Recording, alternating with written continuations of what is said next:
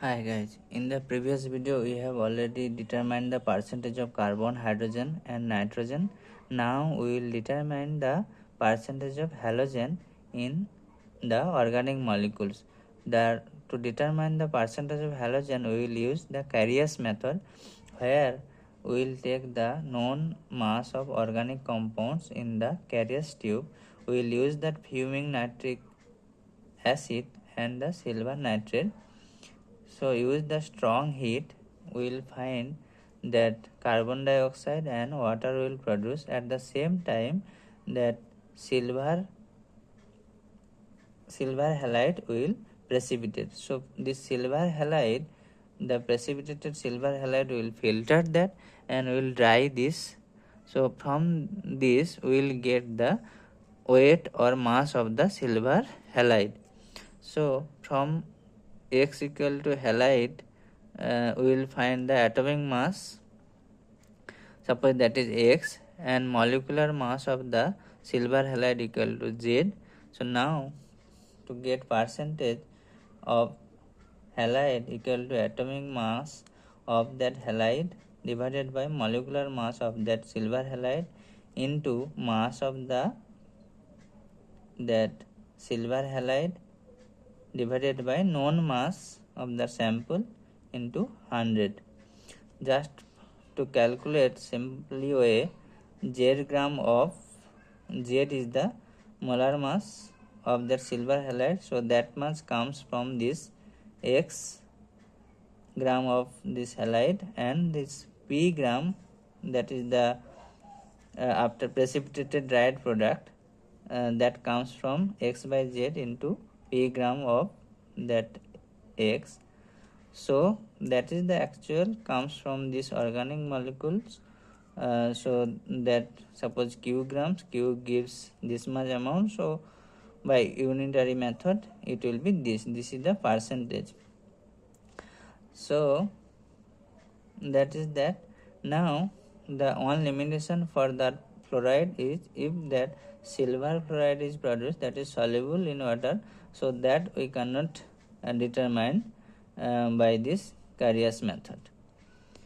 Now that is any halide we can determine by this method, and now we will go for that sulphur. So this is also we can determine by Carius method, where we will use the strong oxidizing agent, fuming nitric acid. And in the Carius tube we will take the known amount of sample organic compound, let's Q, and strong heat it will give that carbon dioxide, water and this sulfur present, it will convert to the sulfuric acid. If we give that barium chloride solution to that, so that amount of sulfuric acid will produce that barium sulfate, that will precipitate it out, and that will collect, filter, and we will get dried. From there we will get the weight of barium sulfate, that is the mass of barium sulfate, let's say p gram. Now atomic mass of the sulfur is 32 and molar mass of the barium sulfate equal to 233 gram per mole. There we have calculated from barium 137, oxygen 16. So 233 gram comes from 32 gram of sulfur. By unitary method, that p grams comes from this much.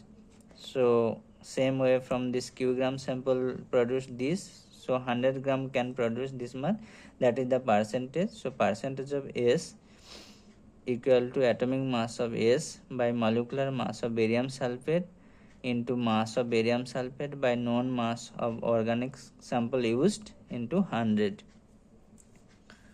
Now that is the way we can determine the percentage of sulfur in our organic compound. Now to determine the percentage of phosphorus in our organic molecules, there also we can use the Carius method.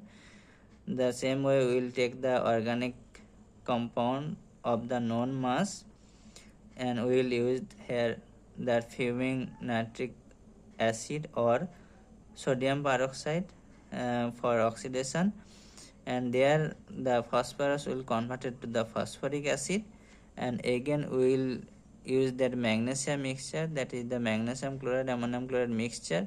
So it will produce this magnesium ammonium phosphate PPT, but this precipitation is not much stable, so we will filter that precipitation washed and again ignite this.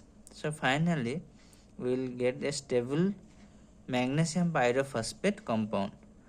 In this compound, that molecular weight 222, and there that 2 phosphorus is there whose mass is 62. So now to find the percentage of phosphorus, calculation like that, 62 divided by 222 into mass of magnesium pyrophosphate by known mass of sample we have used into 100. So by that way you can determine the percentage of phosphorus. Now to determine the percentage of oxygen in the organic molecules, we can use that Sulphur method. What is that method? That is, in known mass of organic sample, organic compound, we will do pyrolysis, and there that the whatever the gas or gases will form will passes through the stream of inert gas. So that oxygen produced in or other gases we pass over the different chambers, like we will pass over the rod, hot, coke or carbon chamber. That oxygen gas will be there, that will oxidize the carbon, so produce that carbon monoxide. That carbon monoxide again will passes through over one I2O5 chamber, that will oxidize carbon monoxide to carbon dioxide and also iodine liberates. Now we determine the mass of CO2 from this whatever the CO2 will produce in this chamber. Now so what is that?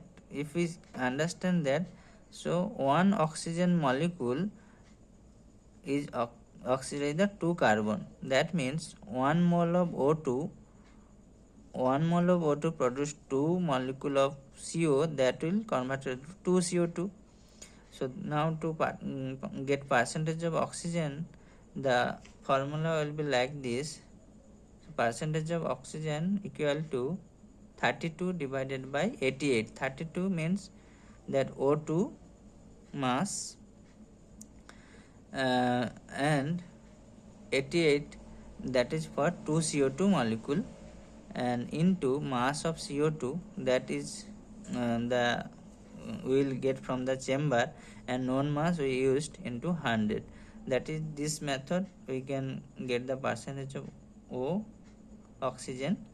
There is another indirect method to get percentage of oxygen, equal to 100 minus subtract percentage of carbon, hydrogen, percentage of nitrogen, percentage of halogen, percentage of sulphur and phosphorus. All other percentage we have calculated our organic molecule, that if we subtract from 100 we can get the percentage of oxygen. That is the indirect method. So thank you.